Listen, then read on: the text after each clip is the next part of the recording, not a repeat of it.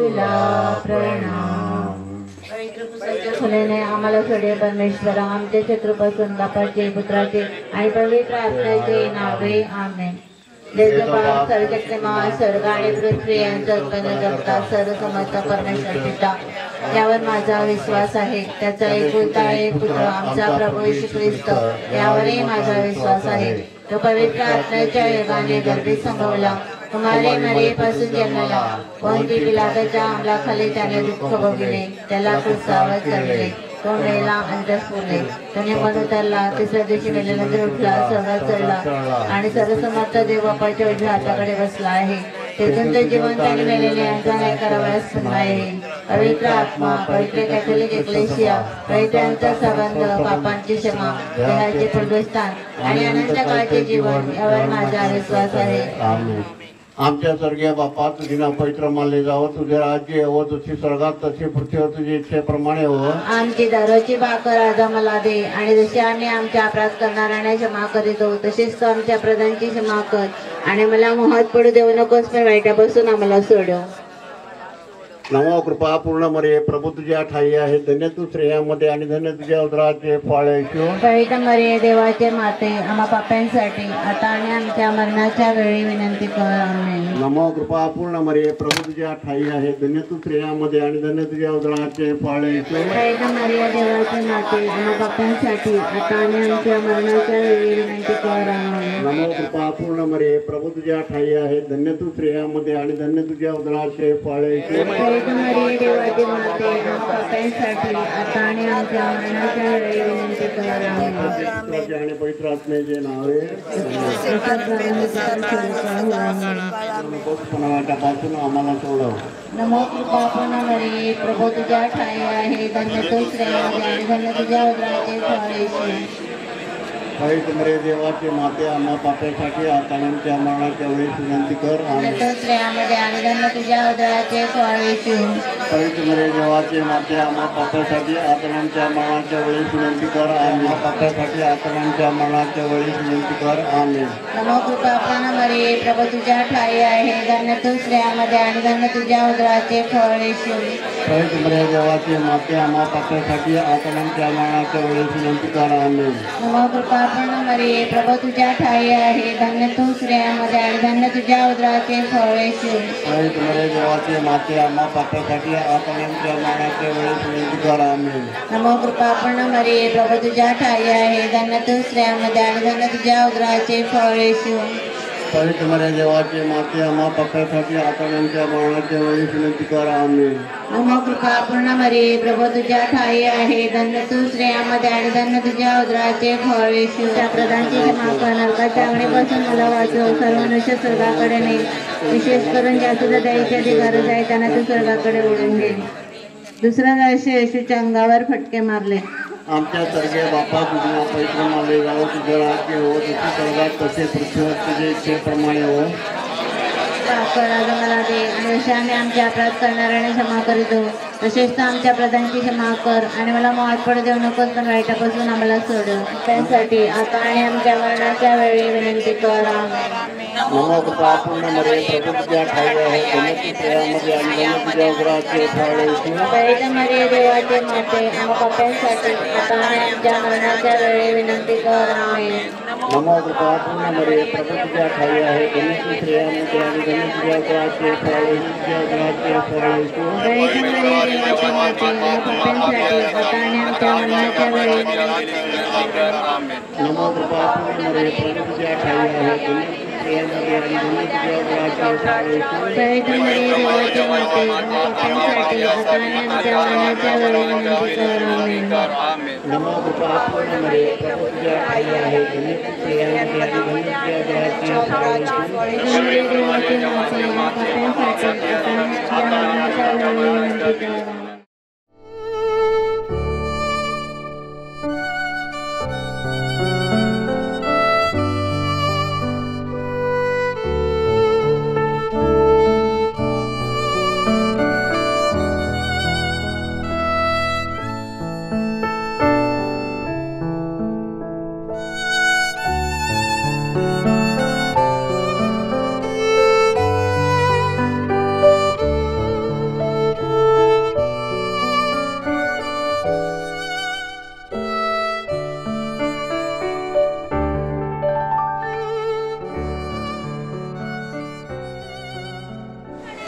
आजच्या झेंडावंदनाच्या कार्यक्रमासाठी आपल्या सर्वांचे येथे हार्दिक स्वागत करीत आहोत.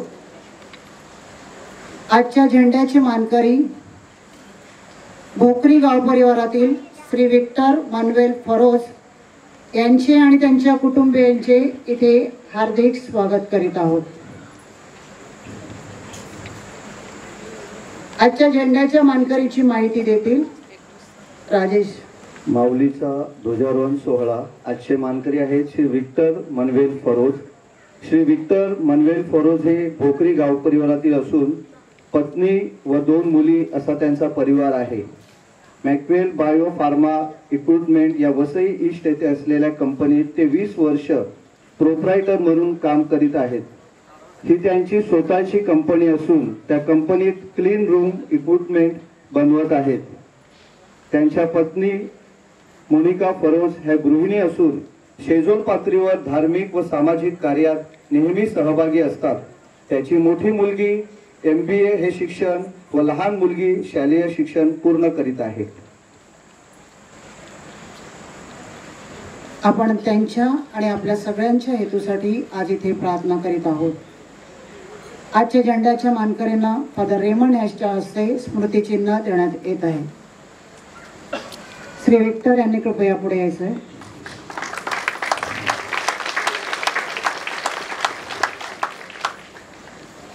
आता आपण प्रार्थना करूया.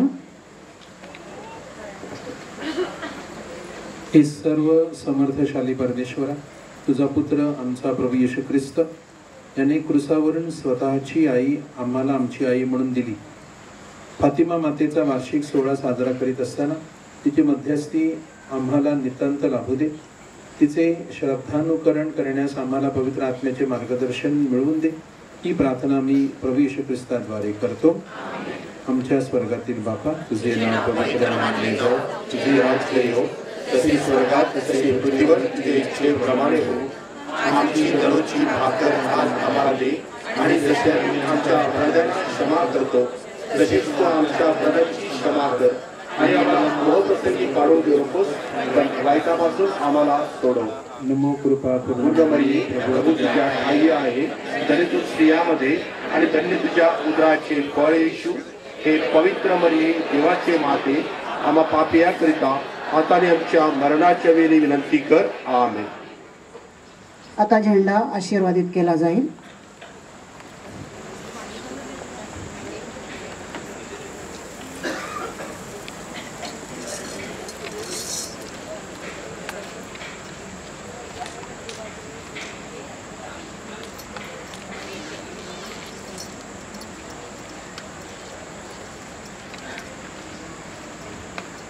आपण सगळ्यांनी झेंड्याला मानवंदना देऊया.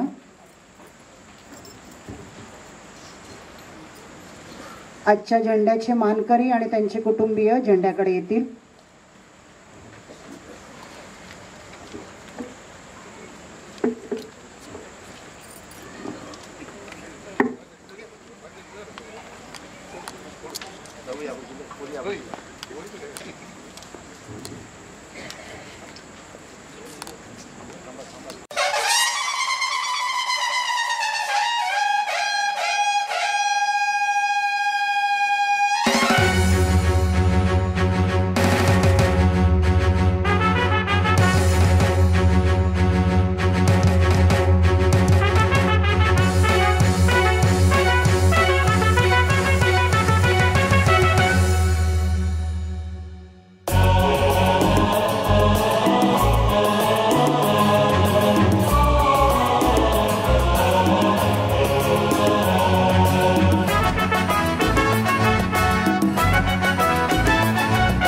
फातिमा मातेचा ध्वज हा फडके नभांतरी.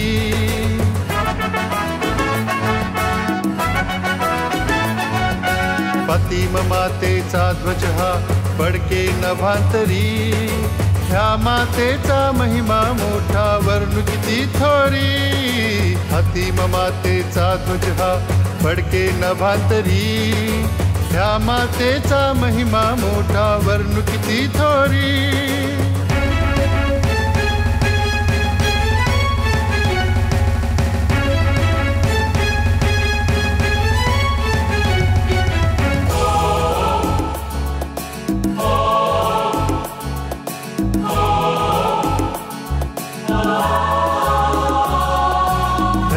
सकल स्त्रियांमध्ये ती निष्कलंक माता, कृपा पूर्ण फातिमा कुमारी गातीची गाथा. धन्य सकल स्त्रियांमध्ये ती निष्कलंक माता, कृपा पूर्ण फातिमा कुमारी गातीची गाथा. असाच फडकू दे ध्वज तिचा महिमा निरंतरी,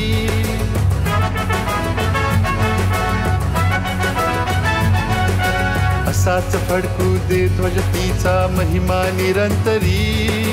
ह्या मातेचा महिमा मोठा वर्णू किती थोरी, फातिमा मातेचा ध्वज हा फडके नभांतरी. ह्या मातेचा महिमा मोठा वर्णू किती थोरी.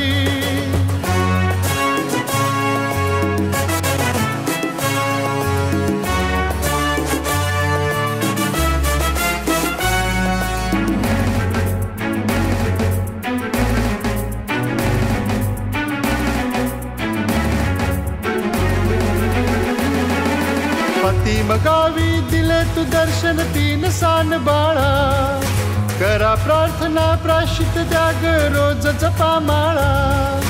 फातिमा गावी दिले तू दर्शन तीन सान बाळा, करा प्रार्थना प्राश्चित द्या ग रोज जपा माळा. या जगताच्या शांतीसाठी तुझ चिंता भारी,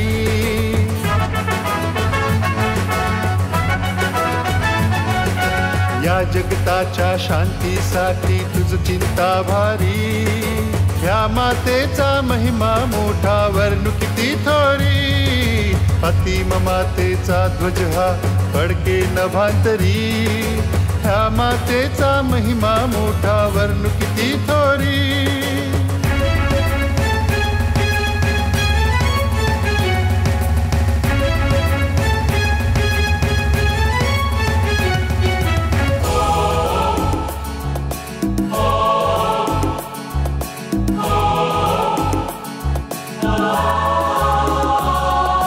दर्शन आम्ही घेतो तुझे या चुने गावी, मंदिर येथे उभे तुझे तव मंगल नामी. दर्शन आम्ही घेतो तुझे या चुने गावी, मंदिर येथे उभे तुझे तव मंगल नामी. वसईतील तीर्थस्थान हे तुझे नामधारी,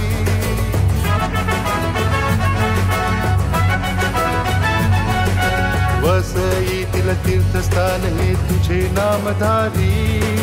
ह्या मातेचा महिमा मोठा वर्णू किती थोरी, फातिमा मातेचा ध्वज हा फडके नभांतरी. ह्या मातेचा महिमा मोठा वर्णू किती थोरी.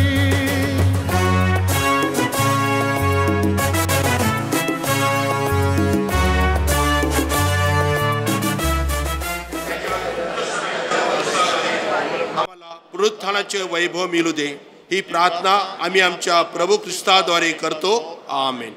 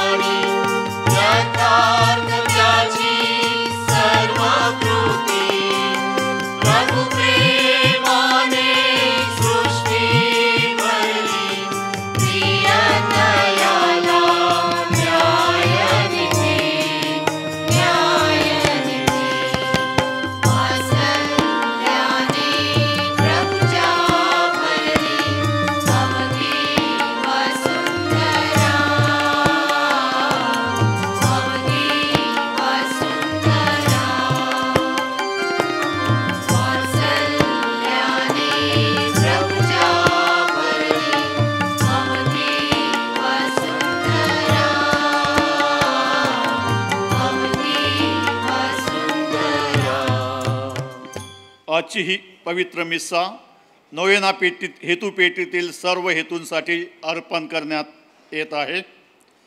आजच्या पवित्र मिस्सासाठी आपण आमंत्रित केलेल्या फादर रेमंड रुमाव यांचे हार्दिक स्वागत. फादर रेमंड रुमाव मूळचे नंदाखाल धर्मग्रामातील असून सध्या ते सेंट थॉमस चर्च सांडोर धर्मग्रामामध्ये प्रमुख धर्मगुरू म्हणून कार्यरत आहेत. फादरांनी यापूर्वी पाली, मर्सेस, गिरीज या धर्मग्रामामध्ये कार्य केलेले आहे. दरम्यानच्या काळात त्यांनी धर्मप्रांतामध्ये युवदर्शनचे संचालक, मीडिया प्रमुख आणि धर्मप्रांतीय कुटुंब समितीचे सहसंचालक अशा विविध भूमिका यशस्वीपणे पार पाडल्या आहेत. कोविड काळामध्ये फादरांचे कार्य वाखाणण्याजोगे आहे. भुकेल्यांना अन्न, निराश्रितांना आश्रय, त्याचप्रमाणे नैराश्याने ग्रासलेल्या लोकांना आशा देण्याचे कार्य खूप मोठ्या प्रमाणात त्यांनी केले. वसई धर्मप्रांतामध्ये पहिल्यांदाच यूट्यूबवरती लाईव्ह मिस्सा फादरांनी सुरू केली आणि ती अजूनही अखंडितपणे चालू आहे. युवकांचा मार्गदर्शक, कुटुंबाचा आधार, संकट काळात आशेचा किरण आणि मीडियाचा प्रभावी उपयोग करून ख्रिस्ताच्या शिकवणुकीचा प्रचार करणारा आधुनिक युगातील धर्मगुरूचे आजचे उपासनेत पुन्हा एकदा हार्दिक स्वागत.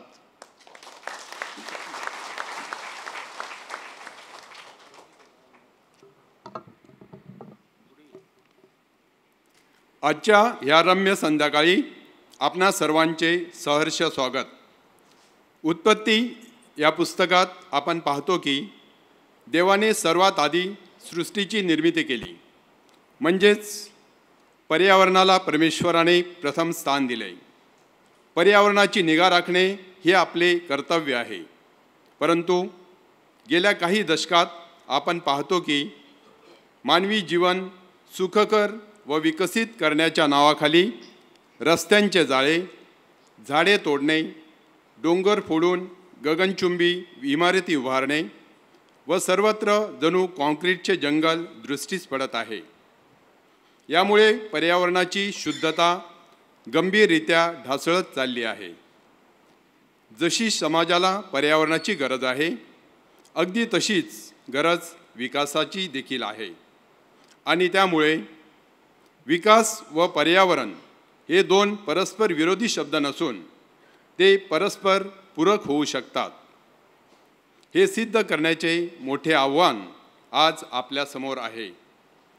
म्हणूनच आजच्या ह्या पवित्र मिस्सेत सहभागी होत असताना विकासाच्या प्रवासात पर्यावरण जोपासण्यासाठी आपल्याला कशा प्रकारे पाऊल उचलता येतील यावर चिंतन करूया व परमेश्वराच्या कृपेने पृथ्वीवर प्रेम, शांती आणि समृद्धी आणण्यासाठी आपल्या प्रत्येकाला सहायता मिळावी म्हणून प्रार्थना करूया. पिता आणि पुत्र आणि पवित्र आत्म्यांच्या नावे. आपल्या प्रभू येशू ख्रिस्ताची कृपा आणि परमेश्वराची प्रीती आणि पवित्र आत्म्याचा सहवास तुम्हाला लाभो. आज 4 ऑक्टोबर परमेश्वराच्या निर्मितीवर नितांत प्रेम करणारं आणि परमेश्वराने दिलेलं पर्यावरण त्याची जतन करण्यास आपल्याला शिकविणारा संत फ्रान्सिस असिसी याचा सण आपण साजरा करत आहोत. त्यांची मध्यस्थी आपल्याला लाभावी म्हणून या मिसामध्ये आपण प्रार्थना करूया. ही पवित्र रहस्ये साजरी करण्यासाठी आपण सर्वजण पात्र ठरावेत म्हणून आपल्या पापांची कबुली देऊया.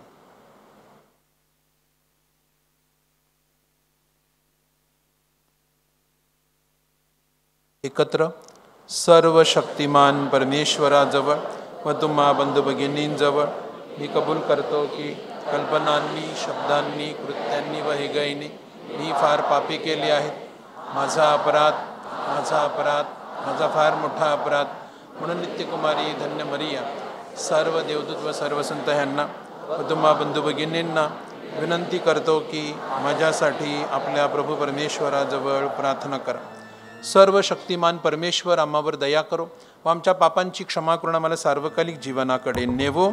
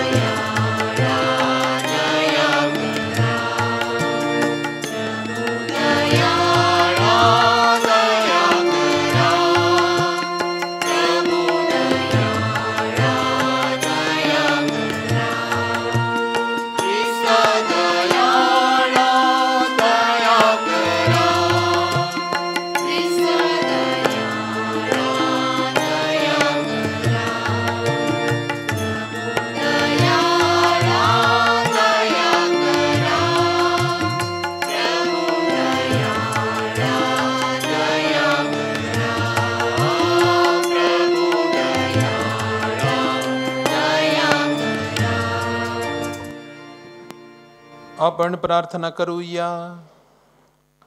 हे सर्व समर्थ बापा, तू संत फ्रान्सिस ह्याला आपल्या गरिबीने व नम्रतेने ख्रिस्ताचे दर्शन घडविण्यास सहाय्य केलेस.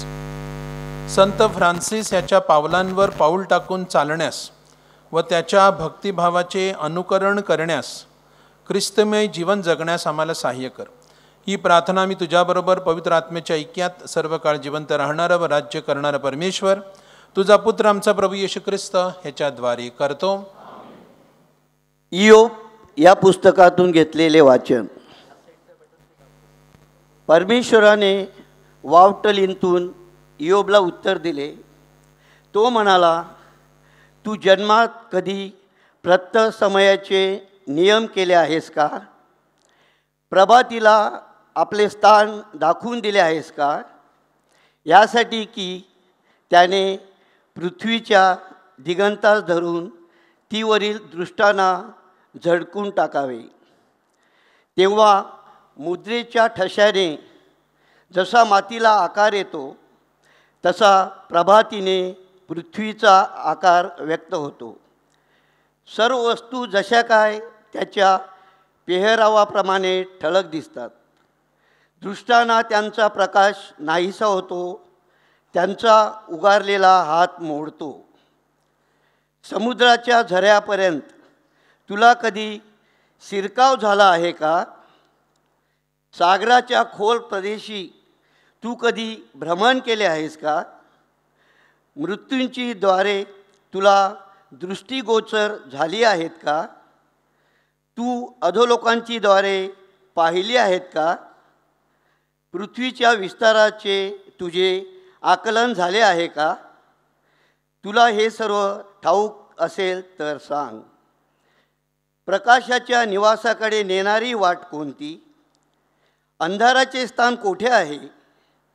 त्याला त्याच्या प्रदेशाच्या सीमेपर्यंत नेऊन तुला पोचविता येईल का? त्याच्या गृहाच्या वाटा तू ओळखतोस का? हे सर्व तुला ठाऊक असेलच, कारण त्यावेळी तू जन्माला असावास. तू बहुत दिवसांचा म्हणावयाचा. मग इयोबने परमेश्वराला उत्तर दिले, पहा, मी तर पामर आहे. मी तुला काय उत्तर देऊ?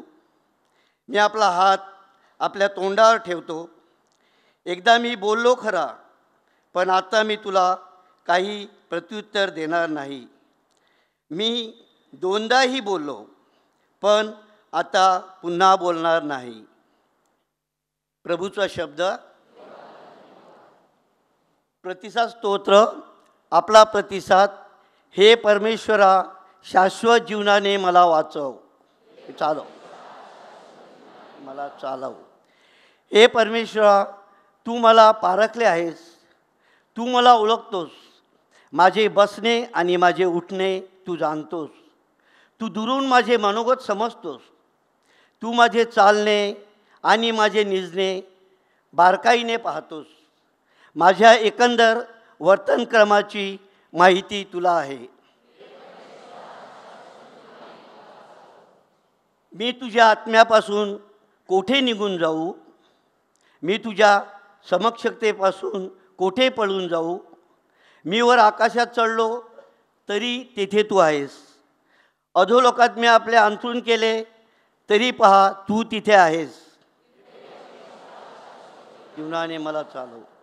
मी पहाटेचे पंख धारण करून समुद्राच्या अगदी पलीकडच्या तीरावर जाऊन राहिलो तरी तेथेही तुझा हात मला चालवेल. तुझा उजवा हात मला धरून ठेवेल. हे परमेश्वरा, शाश्वत जीवनाने मला चालव. तूच माझे अंतर्याम निर्माण केलेस. तूच माझ्या आईच्या उदरी माझी घडण केलीस. विलक्षण आणि अद्भुत रीतीने माझी घडण झाली आहे. म्हणून मी तुझे उपकार स्मरण करतो. हे परमेश्वरा, शुभवर्तमानासाठी उभ्या.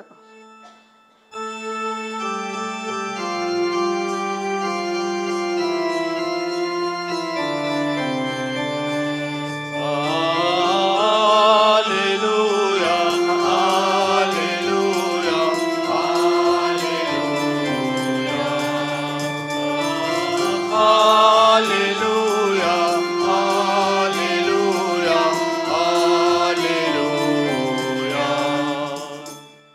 तुम्ही आपले मने आज कठोर करू नका, तर परमेश्वराच्या वाणीकडे लक्ष द्या.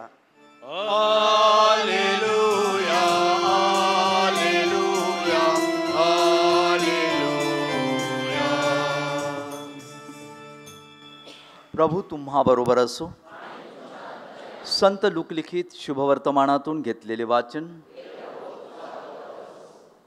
येशू म्हणाला, हे खोराजिना, तुझी केवढी दुर्दशा होणार. हे बेथसैदा, तुझी केवढी दुर्दशा होणार.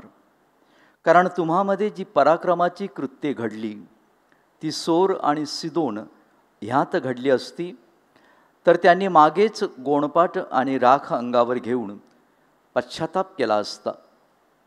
ह्यामुळे न्यायाच्या वेळी तुमच्यापेक्षा सोर आणि सिदोन ह्यांना सोपे जाईल. हे कफरनहूम, तू आकाशापर्यंत उच्च पदाला पोहोचशील काय? तू अधोलोकापर्यंत उतरशील.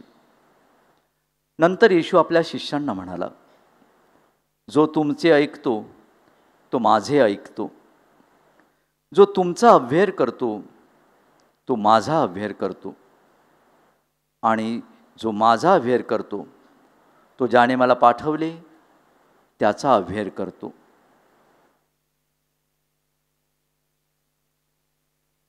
प्रभूचे हे शुभवर्तमान. ख्रिस्ताठाई माझ्या प्रिय बंधू भगिनींनो, आपला विषय आहे विकास आणि पर्यावरणाचा ऱ्हास. विकासाची व्याख्या कोणी ठरवायची हा एक मोठा प्रश्न आहे. गेली 10 वर्षे आपल्या देशामध्ये आपण ह्या विकास शब्द ऐकत आहोत. विकास कुणाचा झाला, कसा झाला ते आपण पाहतो. एका बाजूने मोठा उभारलेला पुतळा खाली पडतो, दुसऱ्या बाजूने उभारलेले पूल खाली पडतात, आणि दुसऱ्या बाजूने आपला जो राष्ट्रीय महामार्ग आहे मुंबई अहमदाबाद, तिथे प्रवास करणंच कठीण आहे. होतं ते बरं होतं. विकासाच्या नावाखाली त्या महामार्गाचं काय झालं हे आपल्याला माहिती आहे.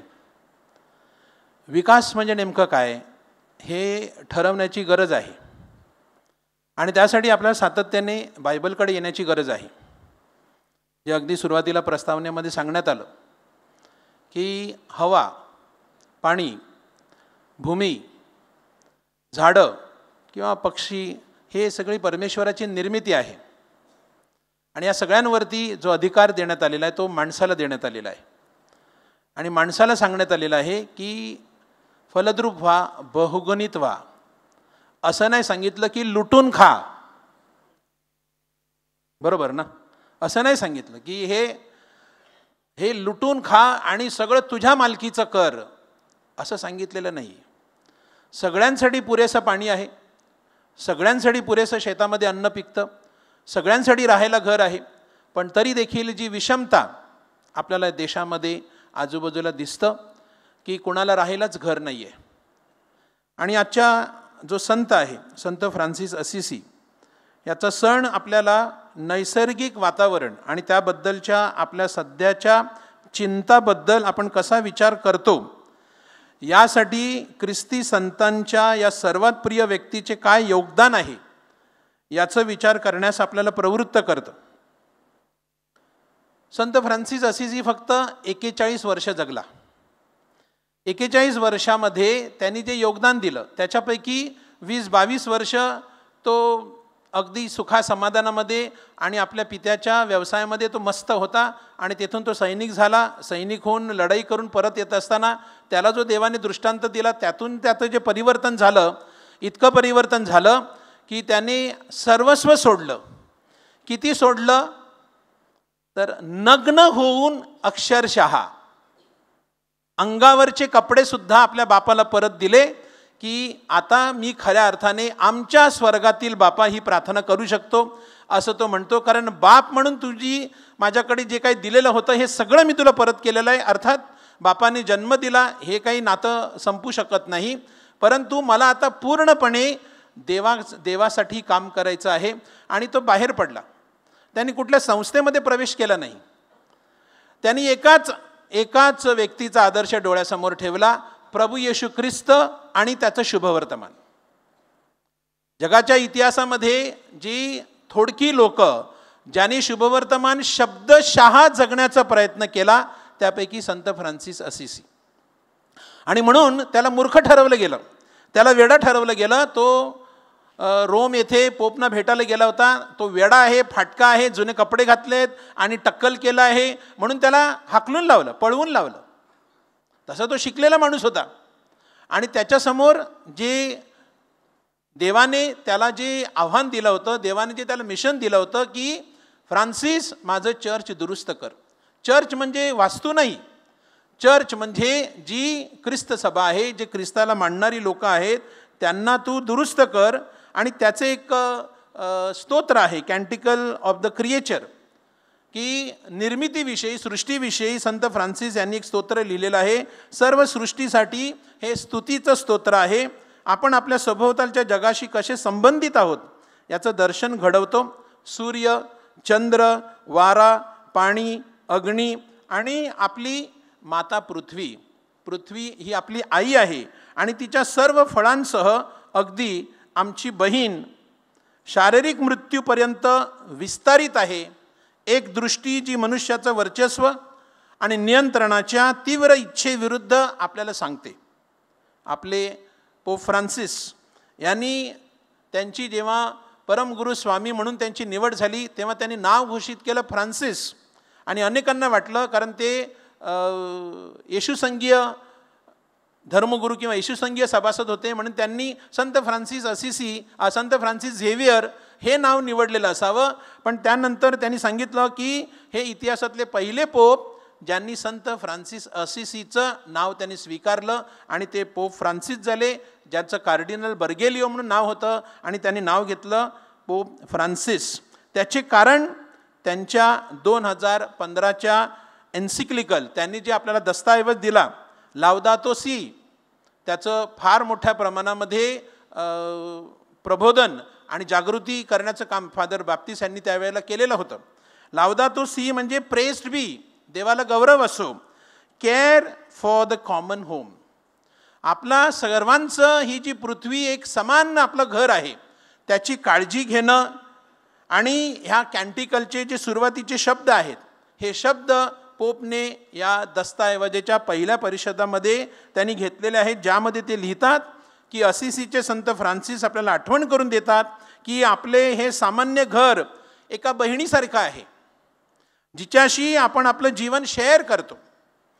कारण देवाने तिला दिलेल्या वस्तूंचा आपल्या बेजबाबदार वापरामुळे आणि दुरुपयोगामुळे आपण तिचे नुकसान केले आहे. मी थोडासा ह्या दिवसामध्ये विषय दिल्यापासून अभ्यास करत होतो आणि एक अभ्यास माझ्यासमोर आला की ते लेखक सांगतात की विकास म्हणजे काय.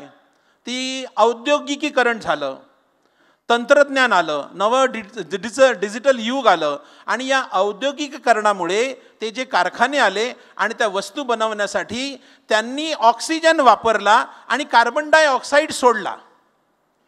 आणि हे जर चालूच राहिलं तर 2050 वर्षामध्ये 2050 साली आपण भरपूर वस्तू बनवू पण त्या वस्तू वापरण्यासाठी माणूस या जगात राहणार नाही.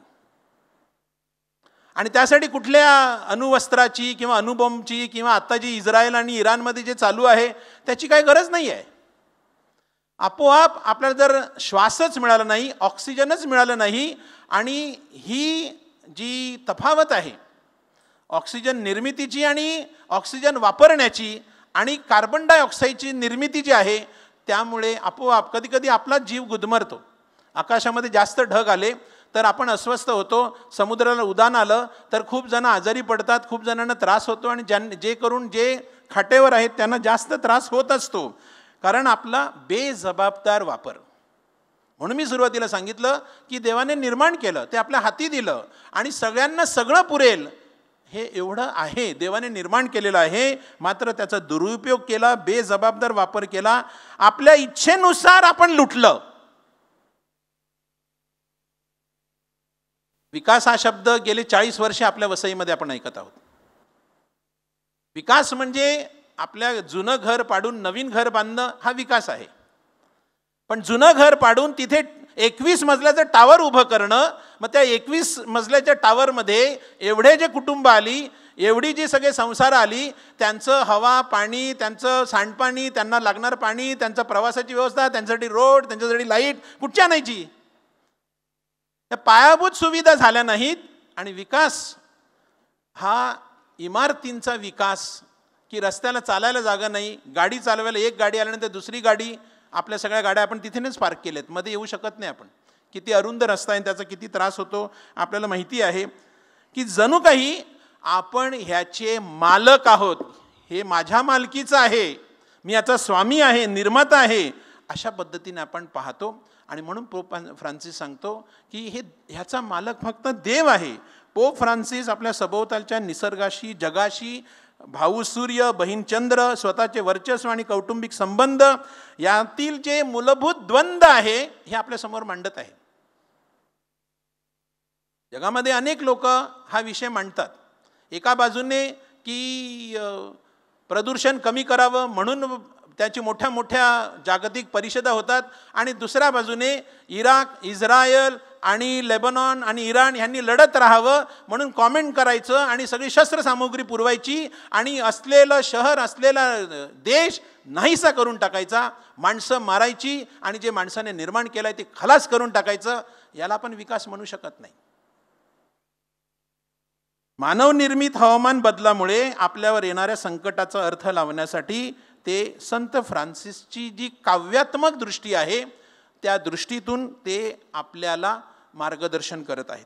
तथापि संत फ्रान्सिसची देवाच्या निर्मितीविषयी काव्यात्मक दृष्टी मध्यभागी सर्व सृष्टीचं मूलभूत ऐक्य, आपल्या स्वतःचं स्थान जरी असलं या मध्यस्थानी, हे जरी प्रेरणादायी असलं तरी आपण पवित्र शास्त्राच्या शिकवणुकीच्या प्रकाशात त्याचा विचार न केल्यास हे दिशाभूल करणारं असू शकतं.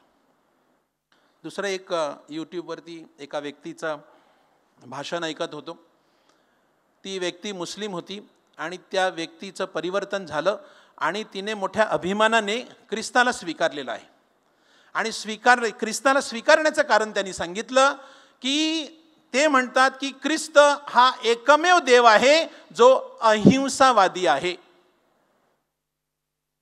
ख्रिस्ताने कोणालाच मारलेलं नाही, टपली सुद्धा आपल्या शिष्यांना मारलेली नाही, आणि कोणाचा जीव घे असं कोणाला सांगितलेलं नाही. किंबहुना एका गालावर मारलं तर दुसरा गाल पुढे कर. पेत्राला सांगितलं गेत्सेमनी बागेमध्ये तुझी तलवार मध्ये घाल, लढाई करायची असती तर मी माझ्या पित्याकडे प्रार्थना केली असती. आणि क्रुसावरून शेवटी सांगितलं हे पित्या ह्यांना क्षमा कर, कारण हे काय करतात हे ह्यांना समजत नाही, शांती असावी. कारण जो जुना करार आहे हा जुना करार ज्याला रिझेंटमेंट किंवा रिटॅलिएशन, बदलाचं जे आहे तिथून जेव्हा येशू येतो नवीन करारामध्ये तेव्हा शांती असावी, समेट असावा, तो माणसाशी असावा, निसर्गाशी असावा. म्हणून येशूची संपूर्ण शिकवण ही येशूने आपल्याला दिलेली आहे आणि ती तंतोतंत पाळण्याचा प्रयत्न संत फ्रान्सिस असिसी ह्यांनी केला, संत मदर तेरेसा ह्यांनी केला. आपल्यापुढे सुद्धा ते आव्हान आहे. आपण इतरांकडे बघून त्यांनी पर्यावरणाची वाट लावली, यांनी पर्यावरणाची वाट लावली, आपण पण लावलेली आहे. आपल्या घरातले जे जमिनीचे प्रश्न आहेत, आपल्या शेजारी पाजारीचे जे प्रश्न आहेत, आपण एकमेकांना जे अडवलेलं आहे, आपण एकमेकांचे जे रस्ते बंद केले आहेत, आपण एकमेकांना पाणी देत नाही आहोत, ह्याला काय म्हणतात? आपल्याला बदलायचं नाही आहे. मला शुभवर्तमान जसंच्या तसं घ्यायचं नाही आहे. जे क्रुसावरून येशूने सांगितलं हे पित्या त्यांना क्षमा कर, कारण ते काय करतात हे त्यांना समजत नाही. हे फक्त गुड फ्रायडेला थोडंसं डोळ्यात पाणी आणून थोडंसं वाईट वाटण्यासाठी नाही आहे. कधीतरी माझ्या जीवनामध्ये हे मी अंमलात आणण्याची गरज आहे. मी फक्त दुसऱ्यांकडे बघतो, त्याने मोठी इमारत बांधली, त्याने गटार बंद केलं किंवा त्याने अमुक केलं. मी काय केलेलं आहे? मी खूप गोष्टी केलेल्या आहेत. मी केवढ्या तडजोडी केलेल्या आहेत. मी किती लोकांना लाच देऊन माझी कामं करून घेतलेली आहेत. माझा विकास व्हावा, बाकीच्यांचं काय व्हायचं ते होईल. सेंट फ्रान्सिसची देवाच्या निर्मितीविषयीची काव्यात्मक दृष्टी मध्यभागी हे सर्व सृष्टीचं मूलभूत ऐक्य आहे. स्तोत्र 8 मध्ये इतर प्राण्यांच्या तुलनेने मनुष्याची निर्मिती कशी अद्भुत आहे हे स्तोत्र 8 मध्ये सांगण्यात आलेलं आहे, देवाने माणसाला देवदूतापेक्षा किंचित कमी केलेलं आहे. किंचित. आपण देव नाही आहोत, पण देवाने ह्या सृष्टीवर आपल्याला अधिकार दिलेला आहे आणि तो अधिकार कसा गाजवावा हे सुद्धा त्यांनी आपल्याला सांगितलेलं आहे. त्याला गौरव आणि सन्मानाचा मुकुट घातलेला आहे प्रत्येक माणसाला. तू त्याला तुझ्या हाताने बनवलेल्या कामांवर नेमलेला आहे. आपला नेमलेला आहे आपल्या प्रत्येकाला. आपण हे कसं करावं? उत्पत्तीच्या पुस्तकाचं जी दुसरी निर्मिती कथा आहे, यामध्ये प्रभुदेव आदामाला एदेन बागामध्ये त्यावर वर्चस्व गाजवण्याचा, एदेन बागेमध्ये आणि त्यावर नियंत्रण ठेवण्याचा प्रयत्न करण्याऐवजी मशागत करण्यासाठी आणि त्याची राखण करण्यासाठी त्याला आदामाला तिकडे ठेवतो की याची मशागत कर, याची राखण कर, याच्यावर तू वर्चस्व गाजवू नको, याच्यावर तू नियंत्रण करू नको. इतर सर्व प्राणी आदामाकडे देव आणतो आणि आदाम त्यांना काय नाव देतो हे देव पाहतो. मनुष्याने प्रत्येक सजीव प्राण्याला जे काही म्हटले ते त्या सजीव प्राण्याचं नाव झालं. इतर प्राण्यांना नाव देण्याचा विशेष अधिकार आदामाची श्रेष्ठता दर्शवितो. दुसरी झाडं होती, दुसरे पक्षी होते, प्राणी होते, त्यांना आदामाने नावं दिली, देवाने नाही नावं दिली, आदामाने नावं दिली, देवाने ती स्वीकारली आणि त्याच वेळी त्यांच्याशी त्याचा संबंध, कारण प्रत्येक प्राण्याचं नाव त्याच्या वेगळ्या स्वभावाचं प्रतीक आहे. ज्याद्वारे आदामाला ते ओळखता आले, त्याच्या सहप्राण्याबद्दलचे हे ज्ञान आदामाला त्यांच्याशी हुशारीने वागण्यास सक्षम करते. म्हणजे त्यांचा गैरवापर करू नये, पण त्यांच्याकडे त्याची बुद्धिमत्ता नसल्यामुळे आदामाला त्याच्या समतुल्य बहिणी किंवा भाऊ सापडत नाही. त्याच्या हाडाचे हाड आणि मांसाचे मांस आदामाला त्याला सर्वात जास्त आवश्यक असलेले आणि पूर्ण आणि परस्पर सहवास मिळू शकते असा सहकारी नव्हता. उत्पत्तीची निर्मितीची कथा अर्थातच मनुष्याचं कृपेपासून पतनाचं वर्णन करण्यासाठी पुढे जाते. आदाम आणि एवा यांनी त्यांच्या निर्मात्याने घातलेल्या निर्बंधाचं उल्लंघन केलं, त्याच्या निर्मात्याबरोबरचं मिलन त्यांनी गमावलं. आणि देवाने त्यांनी निर्माण केलं होतं, कशामुळे गमावलं? त्यांनी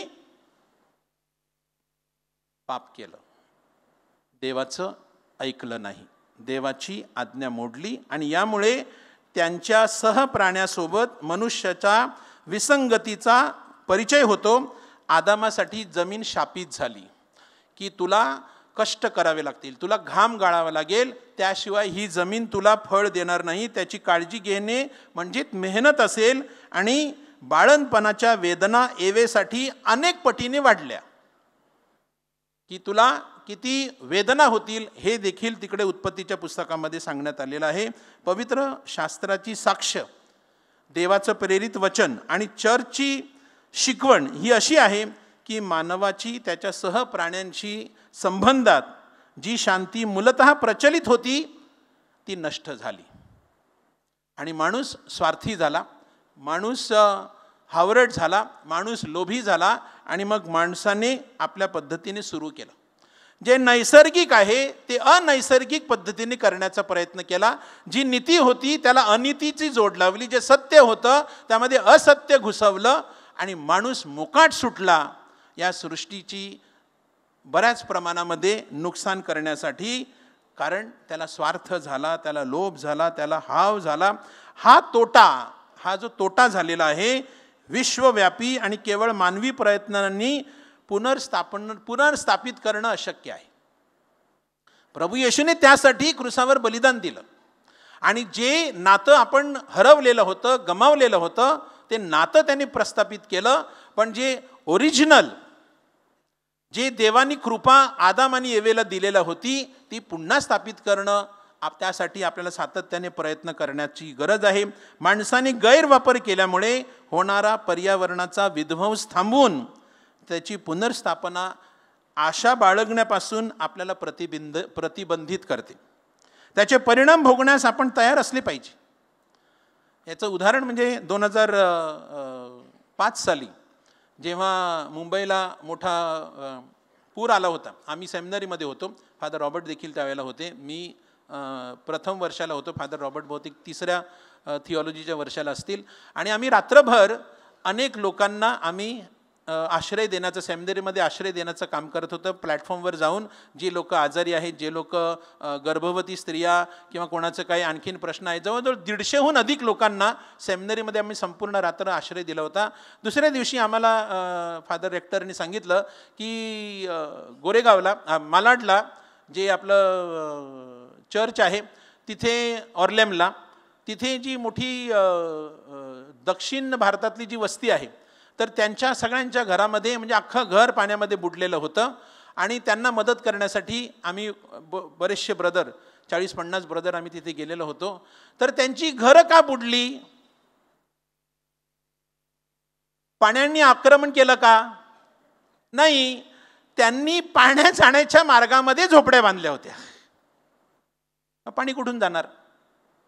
म्हणजे आपण निसर्गावरती आक्रमण करतो, निसर्गाच्या जागा आपण आपल्यासाठी घेतो, तेव्हा हा त्याचा परिणाम होत असतो आणि त्याचे परिणाम मग आपल्याला भोगावे लागतात. जे मुंबईला किंवा वसईला आता पाणी झाल्यानंतर जी परिस्थिती होते, गेल्या बुधवारी जी ढगफुटी झाली आणि कंबरभर पाणी, कार्डिनल हॉस्पिटलसमोर कंबरभर पाणी, म्हणजे कोणीच आत यायचं नाही, कोणी बाहेर जायचं नाही आणि त्याच वेळेला समुद्राला भरती होती. म्हणजे हे जे आपण निर्माण केलेलं आहे याविषयी देवाला दोष देण्यात किंवा देव काही करू शकत नाही हे आपल्याला भोगावं लागेल, कारण आपण केलेल्या गोंधळाची पूर्तता करण्यासाठी आपल्या दैवी निर्मात्याकडे आपण पाहिलं पाहिजे. येशूने त्याच्या क्रूसावर बलिदानाने आणि पुनरुत्थानाने हे आधीच पूर्ण केलं आहे आणि त्याच्यावरील आपला विश्वास आपल्याला जुन्या जगाची दुरुस्ती करण्याची नाही, तर संपूर्ण नवी जग, नव पृथ्वी, नवा स्वर्ग, नवी स्वर्ग, नवा पृथ्वी करण्यासाठी तो योहानाने लिहिलेल्या प्रकटीकरणाच्या पुस्तकामध्ये 21व्या अध्यायामध्ये सांगतो की नवं आकाश, नवी पृथ्वी आपण निर्माण करावी, निदान ती आपल्यापुरता तरी आपण करावी. संत फ्रान्सिस हा विश्वासू ख्रिस्ती होता, पूर्ण विश्वासू. आणि त्याचे हे जे स्तोत्र आहे, सृष्टीचा स्तुती स्तोत्र आहे, हे येशू ख्रिस्ताद्वारे जगाच्या मुक्ततेची कल्पना करते. हे प्रेमाचं गीत आहे आणि हा विश्वास आणि आशेच्या दृष्टीतून जन्मलेला आहे. पर्यावरणाचा ऱ्हास म्हणजे काय नेमकं होतं? तर पर्यावरणाचा ऱ्हास म्हणजे हवा, पाणी, माती यासारख्या संसाधनाचा ऱ्हासामुळे पर्यावरणाचा ऱ्हास आणि वन्यजीवन नष्ट होण्याबरोबर हानिकारक मानला जाणारा कोणताही पर्यावरण बदल किंवा गडबड हे त्याचं वैशिष्ट्य आहे. हे अनेक प्रकार आहेत. अपुरी शेती पद्धती, खते, कीटकनाशक आणि ज्या इतर गोष्टी, ज्या कारखान्यातून जो वायू सोडला जातो, जे ऑइल सोडलं जातं, त्यामुळे वातावरणातील ऱ्हासामुळे ध्वनी आणि प्रकाश जे आपण ह्या दिवसामध्ये आपल्या देशामध्ये फार मोठे उत्सवाचे दिवस आहेत आणि मग त्याच्या मिरवणुकीमध्ये तो जो डीजेचा दणदणाट होता, त्याचं जे डेसिबल होतं ते अनेकांना कानाची त्रास झाली आणि तिथे जे लेझर लाईट वापरल्या गेल्या त्यामुळे अनेकांच्या डोळ्यांना त्रास झाला, पण तरी देखील आपण ते वापरत असतो. पर्यावरणाची ऱ्हासाची कारणं म्हणजे की बरेच लोक आपल्याकडे आहे आणि अजून मला पाहिजे आणि त्यामुळे ते ऱ्हासाचं कारण होतं.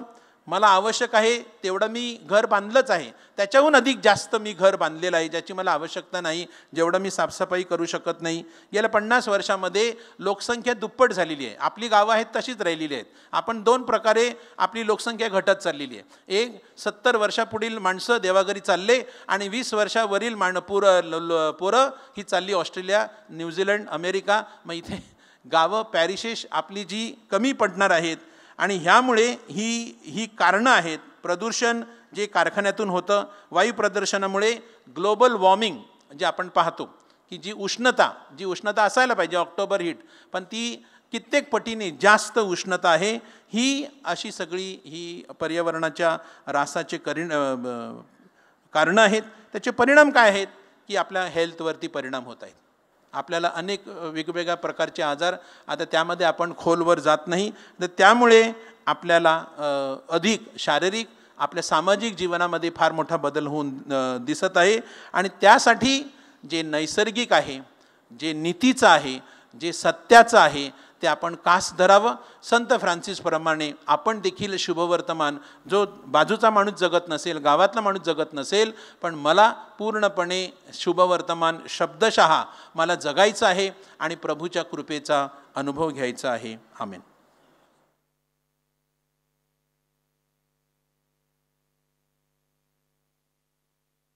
आपल्या विनंत्या आपण परमेश्वरासमोर सादर करूया. परमेश्वराच्या उदारतेवर श्रद्धा ठेवून आपण आपल्या गरजा व विनंत्या फातिमा मातेच्या मध्यस्थीने परमेश्वराकडे समर्पित करूया. आपला प्रतिसाद गायनात असेल. करदानांचा वर्षाव देवा, वरदानांचा वर्षाव.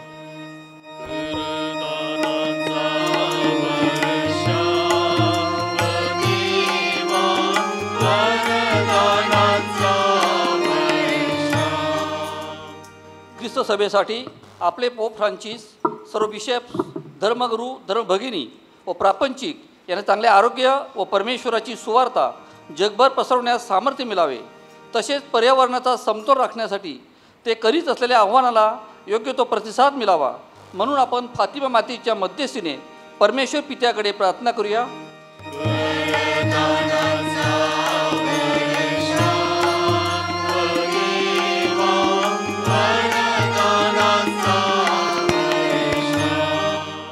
देशासाठी आपल्या देशाच्या राज्यकर्त्यांना देशहिताला प्राधान्य देऊन नेहमी पर्यावरणपूरक निर्णय घेण्याची प्रेरणा मिळावी, म्हणून आपण फातिमा मातेच्या मध्यस्थीने परमेश्वर पित्याकडे प्रार्थना करूया.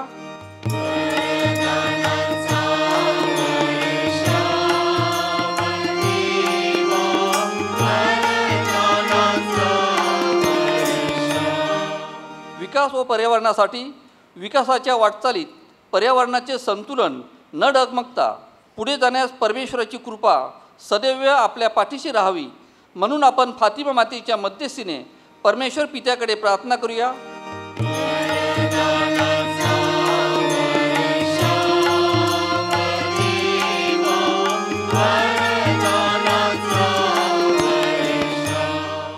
कुटुंब व धर्मग्रामासाठी आपल्या धर्मग्रामातील सर्व कुटुंबियांनी आपापल्या परिसरात पर्यावरणाची काळजी घ्यावी, म्हणून आपण फातिमा मातेच्या मध्यस्थीने परमेश्वर पित्याकडे प्रार्थना करूया.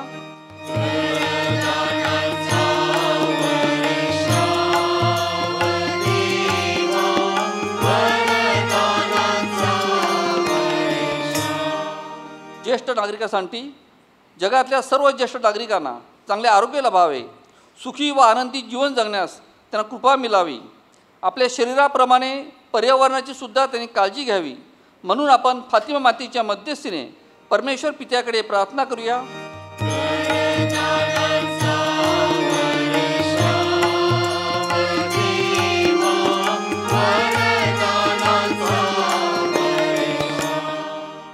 थोडा वेळ शांत राहून आपल्या वैयक्तिक गरजांसाठी आपण फातिमा मातेच्या मध्यस्थीने परमेश्वर पित्याकडे प्रार्थना करूया. हे स्वर्गातील पित्या, अत्यंत श्रद्धेने व विश्वासाने आम्ही आमच्या गरजा व विनंत्या तुझ्या चरणाशी ठेवल्या आहेत. तुझ्या दयेला अनुसरून तू त्या स्वीकारून घे व आम्हाला तुझ्या स्वर्गीय दानांचा लाभ घडव. ही प्रार्थना मी आमच्या प्रभू ख्रिस्ताद्वारे करतो. आमेन.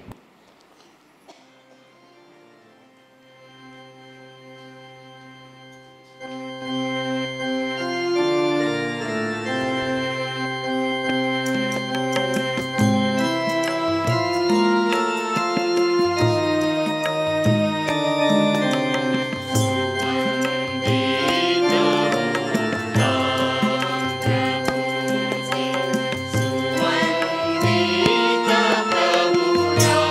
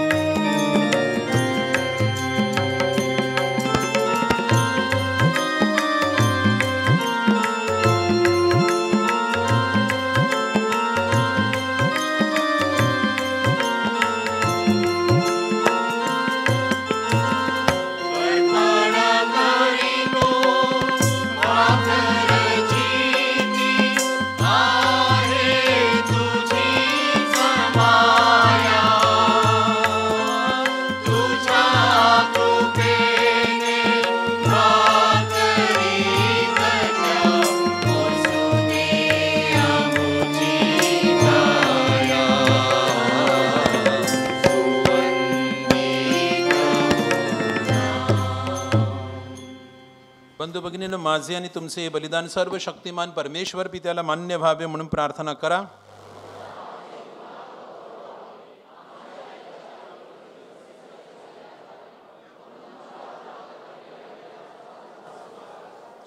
हे प्रभू, संत फ्रान्सिसने आपल्या जीवनात ज्वलंत प्रेमाने क्रूसाचा अंगीकार केला. आमच्या ह्या दानांचा स्वीकार कर व क्रूसाचे रहस्य साजरे करण्यास आम्हाला पात्र बनव. ही प्रार्थना मी प्रभू येशूच्या नावाने करतो. प्रभू तुम्हा बरोबर असो. तुमची अंतकरणे प्रभूकडे लावा. प्रभू आपला परमेश्वर याचे आभार मानूया. हे प्रभू, पवित्र पित्या, सर्व समर्थ शाश्वत परमेश्वरा, आम्ही तुझे नित्य व सर्वत्र आभार मानावेत. हे योग्य व तारणदायक आहे, ते आमचे कर्तव्य आहे. कारण तुझ्या संतांचा सन्मान हा तुझाच सन्मान आहे. तुझ्या कृपादानामुळेच ते या सन्मानाला पात्र ठरले. त्यांचे या जगातील जीवन तू आमच्याबरोबर एक आदर्श म्हणून ठेवले आहेस. आमचा त्यांच्याबरोबर संबंध ठेवून तू त्यांच्याशी आमचे मैत्रीचे नाते जोडले आहेस. त्यांच्या प्रार्थनेमुळे तू आम्हाला शक्ती व संरक्षण देतोस. तुझे साक्षीदार बनलेला हा संतांचा समुदाय विजयाकडे वाटचाल करण्यास आम्हाला प्रेरणा देतो. आमच्या प्रभू येशू ख्रिस्ताद्वारे त्याच्या सार्वकालिक आनंदात सहभागी होण्यासाठी आम्हाला प्रवृत्त करतो. आणि म्हणून सर्व दूत, महादूत आणि स्वर्गातील संतांचा मोठा समुदाय यांच्याबरोबर आम्ही तुझे निरंतर गुणगान गातो.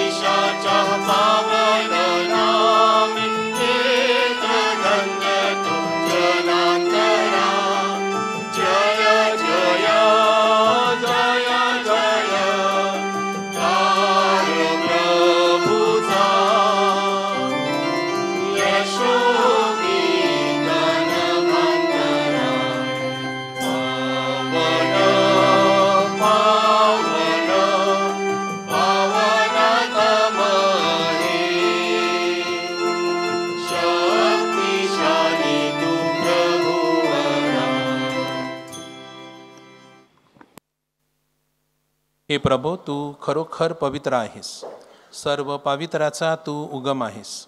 ही दाने आमच्यासाठी आमच्या प्रभू येशू ख्रिस्ताचे शरीर आणि रक्त व्हावीत म्हणून तू त्यांच्यावर दववर्षवाप्रमाणे तुझा पवित्र आत्मा पाठव. जेव्हा प्रभू येशूचा विश्वासघात करण्यात आला आणि तो स्वेच्छेने दुःख भोगाला सामोरं गेला, तेव्हा त्याने भाकर घेतली, आभार म्हणून ती मोडली, ती आपल्या शिष्यांना दिली आणि म्हटले, तुम्ही सर्वजण ही घ्या आणि खा, कारण हे माझं शरीर आहे, हे तुमच्यासाठी अर्पिले जाईल.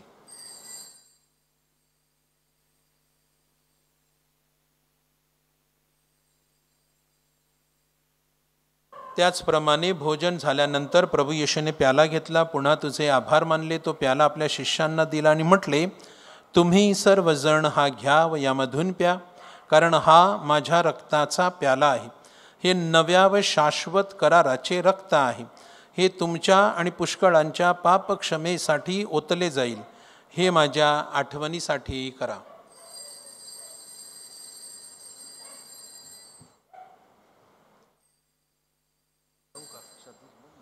श्रद्धेचे रहस्य. हे प्रभू, तू पुन्हा येईपर्यंत आम्ही तो मृत्यूची घोषणा करीतो अन तुझे पुनरुत्थान जाहीर करीतो. हे प्रभू, ख्रिस्ताच्या मरणाची व पुनरुत्थानाची स्मृती साजरी करीत असताना आम्ही तुला जीवनाची भाकर आणि तारणाचा प्याला अर्पण करतो.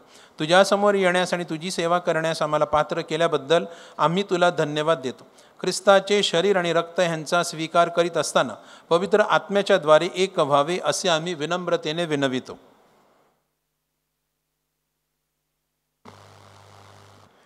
हे प्रभू, सर्व जगभर पसरलेल्या तुझ्या ख्रिस्त सभेची आठवण कर. फ्रान्सिस आमचे पोप आणि सर्व याजक वर्ग यांच्या समेत ख्रिस्त सभेला परिपूर्ण प्रीतीचा पुनर्विष्कार घडव. जे आमचे अन्य बंधू भगिनी पुनरुत्थानाच्या आशेनं महानिद्रा घेत आहेत आणि जे तुझ्या दयेवर विसंबून मरण पावले आहेत, त्यांचेही तू स्मरण ठेव. त्यांचे तुझ्या दिव्य प्रकाशात स्वागत कर. देवमाता धन्यकुमारी मरिया, तिचा पती संत जोसेफ, पूज्य प्रेषित संत असिसीचे फ्रान्सिस आणि युगानयुगे ज्या सर्व संतांनी तुला संतुष्ट केले आहे, त्यांच्याबरोबर आम्ही शाश्वत जीवनाचे सहवारस व्हावे आणि तुझी स्तुती करून तुझा गौरव करावा, अशी प्रार्थना आम्ही तुझा पुत्र येशू ख्रिस्त ह्याच्याद्वारे करतो.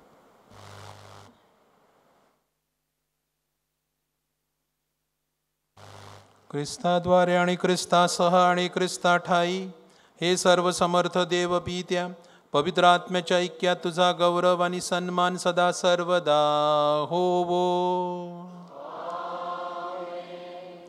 तारणाऱ्याची आज्ञा आणि त्याची ईश्वरी शिकवण यांनी प्रेरित होऊन आम्ही धैर्यपूर्वक म्हणतो. आमच्या स्वर्गातील बापा, तुझे नाव पवित्र मानले जाव, तुझे राज्य येवो, जसे स्वर्गात तसे पृथ्वीवरही तुझ्या इच्छेप्रमाणे हो. आमची दररोजची भाकर आज आम्हाला दे. जशी आम्ही आमच्या अपराध्यांना क्षमा करतो, तशी तू आमच्या अपराधांची क्षमा कर. आणि आम्हाला मोहप्रसंगी पडू देऊ नकोस, पण वाईटापासून. हे प्रभू, सर्व प्रकारच्या वाईटांपासून आम्हाला सोडव असे आम्ही विनवितो. या जीवनात आम्हाला कृपापूर्वक शांती दे, म्हणजे दिव्य आशेचे आणि आमचा तारणारे येशू ख्रिस्त याच्या आगमनाची वाट पाहत असताना तुझ्या दयेच्या सहाय्याने आम्ही पापांपासून मुक्त राहू व सर्व प्रकारच्या चिंता विवंचनेपासून सुरक्षित असो. हे प्रभू येशू ख्रिस्ता, तू आपल्या प्रेषितांना म्हणालास, मी तुम्हाला शांती देऊन ठेवतो, मी माझी शांती तुम्हाला देतो. आमच्या पापांकडे पाहू नकोस, तर तुझ्या ख्रिस्त सभेच्या श्रद्धेकडे पहा आणि तिला तुझ्या इच्छेनुसार शांती व ऐक्य देण्याची कृपा कर. तू नित्य दिव्य असून सदा सर्वदा राज्य करतोस. प्रभूची शांती तुम्हाबरोबर सदा सर्वदा असो. आपण एकमेकांना शांती वंदन करूया.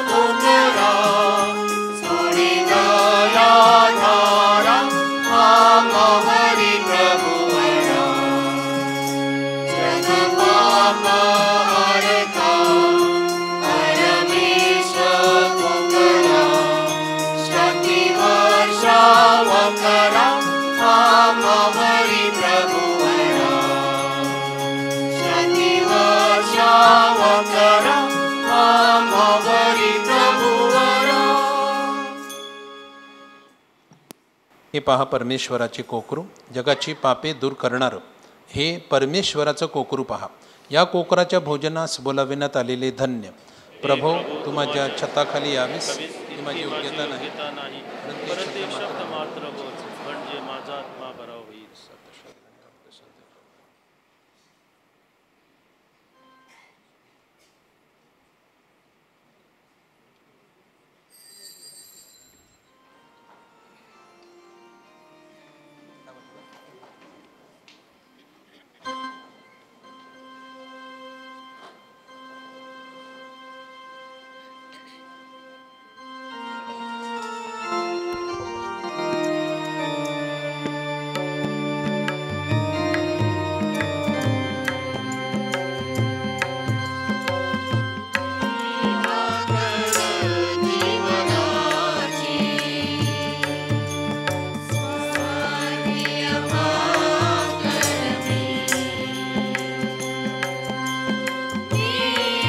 भाकर जीवनाची स्वर्गीय भाकर मी.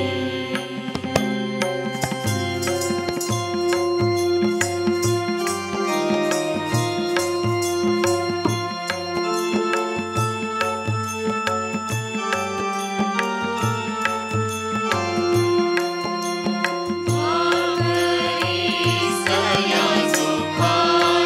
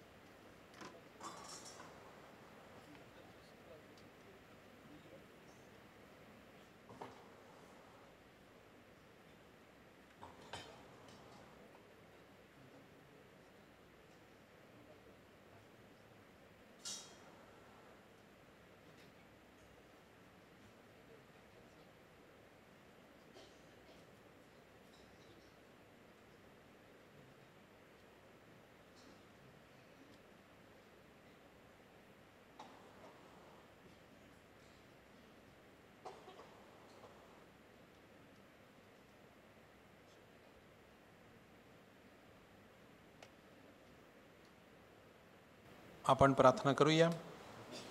हे प्रभू, आम्ही साजरा केलेल्या या ख्रिस्त शरीर विधीमुळे संत फ्रान्सिसच्या प्रेषितीय प्रीतीचे व तळमळीचे अनुकरण करण्यास आम्हाला सहाय्य कर. तुझे प्रेमदान आम्हाला मिळाले आहे. सर्व मानव प्राण्यांच्या तारणासाठी हा प्रेमाचा वापर करण्यास आम्हाला सुबुद्धी दे. ही प्रार्थना मी आमच्या प्रभू ख्रिस्ताद्वारे करतो. फातिमा मातेच्या नोवेनाची प्रार्थना. हे अतिपवित्र फातिमा माते, आम्ही सर्व भाविक तुझा भक्तिभावाने सन्मान करण्यासाठी या पवित्र मंदिरात एकत्र जमलो आहोत. हे आमचे आश्रयदाते माते, तू देत असलेल्या सर्व प्रकारच्या दानांबद्दल आम्ही तुझे आभार मानतो व तुझ्याप्रमाणे देवाच्या शब्दाला होकार देऊन नम्रपणे तो स्वीकारून देवावर, तुझ्या पुत्रावर व तुझ्यावर विश्वास ठेवून त्याप्रमाणे वागण्याचे वचन देतो. नीतिमूल्यांचा आमच्या जीवनात विसर पडू नये. ऐहिक जीवनापेक्षा आध्यात्मिक जीवनासाठी आम्ही अधिक झटावे म्हणून आम्हाला सहाय्य कर. हे कृपापूर्ण माते, तू आमची संरक्षक आहेस. जेव्हा आमच्यावर अनेक संकटे येतात, तेव्हा जीवन नकोसे वाटते, तेव्हा तू आमच्याजवळ उभी राहा. तुझ्या कृपेची नजर आम्हावर ठेव व प्रत्येक संकटातून आमचा बचाव कर. हे फातिमा माते, देवाची आई व आमच्या माते, फातिमा येथील धार्मिक, सोज्वळ, पापभिरू व प्रामाणिक अशा 3 मुलांना तू दर्शन दिलेस व त्या दर्शनाद्वारे संपूर्ण ख्रिस्त सभेला तू प्रार्थनेचा व प्रायश्चित्त करण्याचा संदेश दिलास.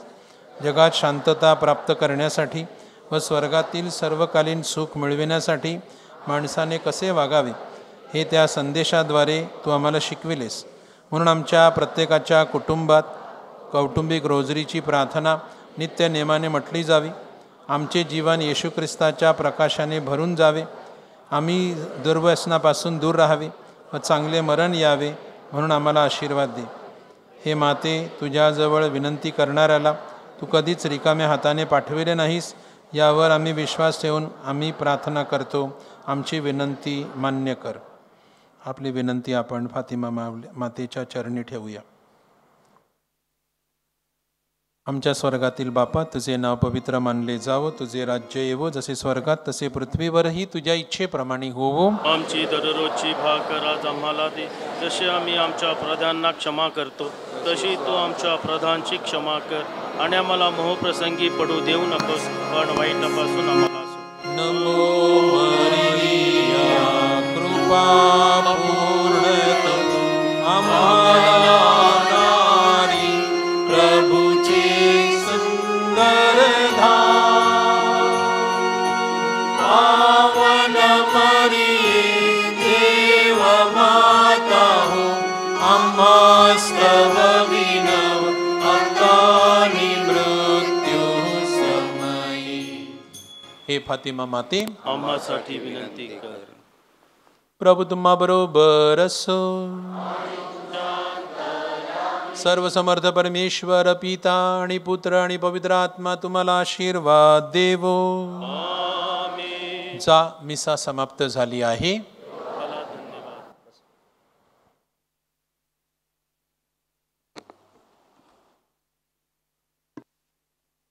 विकासाची गाडी सुसाट निघालेली आहे.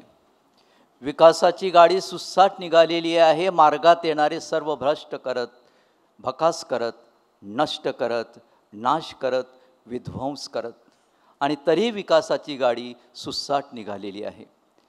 तुमच्या आमच्या सामान्य माणसांना प्रश्न पडतो, विकास जर होत आहे, गगनचुंबी इमारती जर उभे राहत आहेत, तर आज 30% जनता बेघर का, रस्त्यावर का?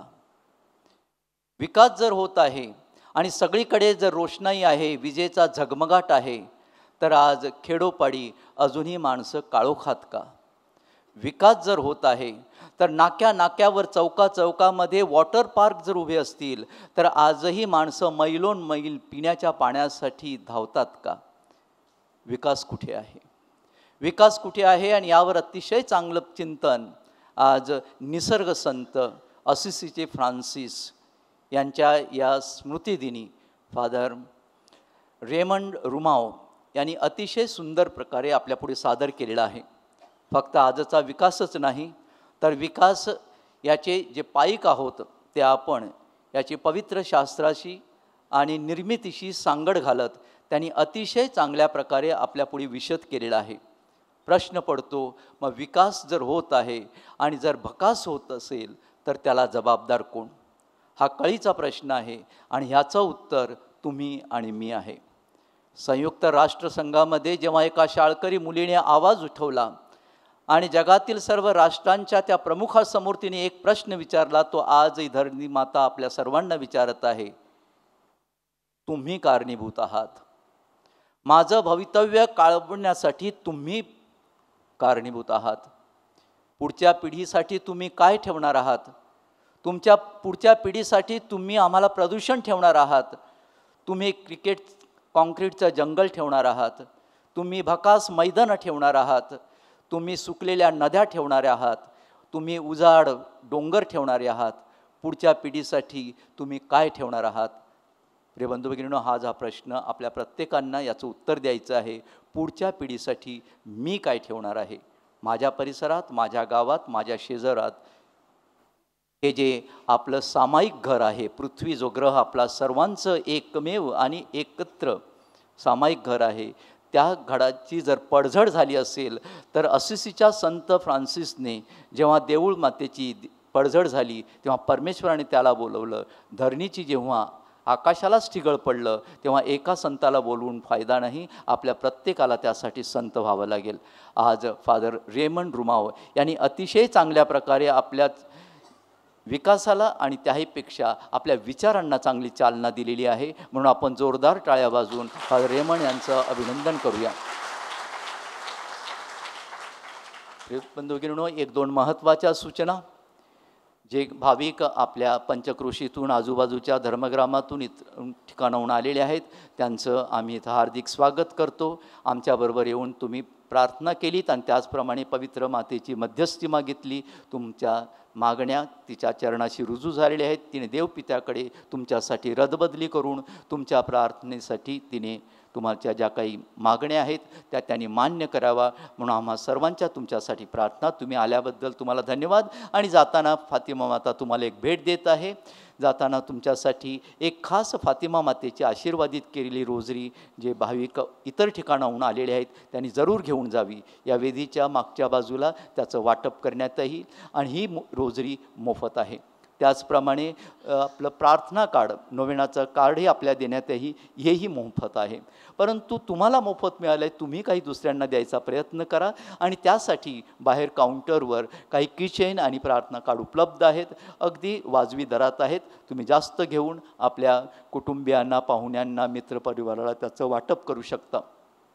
प्रिय बंधू भगिनींनो, येत्या रविवारी आपण कुटुंब हा विषय घेतलेला आहे आणि कुटुंब समिती वेगवेगळ्या तिन्ही आपले जे आहेत त्याचं आयोजन करणार आहेत. मला वाटते पहिल्या मिसाला, दुसऱ्या मिसाला आणि तिन्ही मिसाला हाच विषय राहणार आहे. गेल्या 1 तारखेला 2 तारखेला आम्ही आव्हान केलं, तुम्ही कुटुंबात वॉक विथ द फॅमिली, आणि सगळ्यांनी भरघोस प्रतिसाद दिला. खूप प्रतिक्रिया दिल्या की खूप चांगलं वाटलं. अजून एक तुम्हाला चांगलं वाटण्याची संधी आम्ही देत आहोत. येत्या रविवारी तिन्ही मिसावर इथं जे जे भाविक येतील, जे जे कुटुंबासहित येतील, तेव्हा प्रत्येक बाकावर कुटुंबासहित बसा आणि कुटुंब ते बाक भरण्यासाठी सगळं कुटुंब घेऊन या. एकटे दुकटे येऊ नका. मुलं, माणसं, सुना, नातवंड सगळे घेऊन या. हां, बाक तुमचा रिकामी दिसला पाहिजे नाही. हे कुटुंब अर्धवट दिसता कामा नये. जे परदेशी आहेत, परगावी आहेत, त्यांचा प्रश्न वेगळा.